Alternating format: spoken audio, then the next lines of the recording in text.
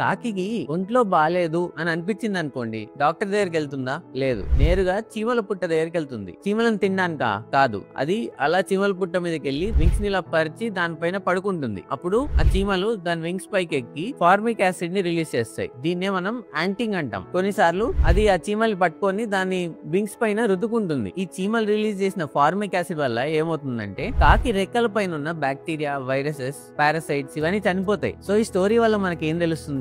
Nature కి ఈ preventive medicine మనకంటే ముందే తెలుసు. ఇదంతా మీకు ఎందుకు చెప్తున్నానంటే మీ బాడీ ఇచ్చే సిగ్నల్స్ ని మీరు ఐడెంటిఫై చేసుకోవాలి. ఫర్ ఎగ్జాంపుల్, సాఫ్ట్వేర్ ఎంప్లాయీకి నెక్ పెయిన్ వచ్చింది అంటే ఓకే, నెక్ పోస్టర్ కరెక్షన్ చేసుకోవడం. జిమ్ కి వెళ్ళే వాళ్ళకి బ్యాక్ పెయిన్ వచ్చింది అంటే బ్యాక్ మనకి ఏదో చెప్పడానికి ట్రై చేస్తుంది, బాబు నువ్వు వెయిట్ సరిగ్గా ఎత్తట్లేదు చూసుకో అని. సో దాన్ని మనం గుర్తించి దాన్ని కరెక్ట్ చేసుకోవడం. సో ఇలా చిన్న చిన్న సిగ్నల్స్ అన్ని గమనించి అన్నిటికీ డాక్టర్ దగ్గర పరిగెత్తకుండా మీరు సరి చేసుకోవచ్చు ప్రివెంటివ్ మెడిసిన్. సో ఫైనల్ గా మీ బాడీ చెప్పేది మీరు వినండి. ప్రాబ్లం మీ దగ్గరే ఉంది, దానికి సొల్యూషన్ కూడా మీ దగ్గరే ఉంది. కొన్నిటికి, అన్నిటికీ కాదు. Stay healthy, stay Anand.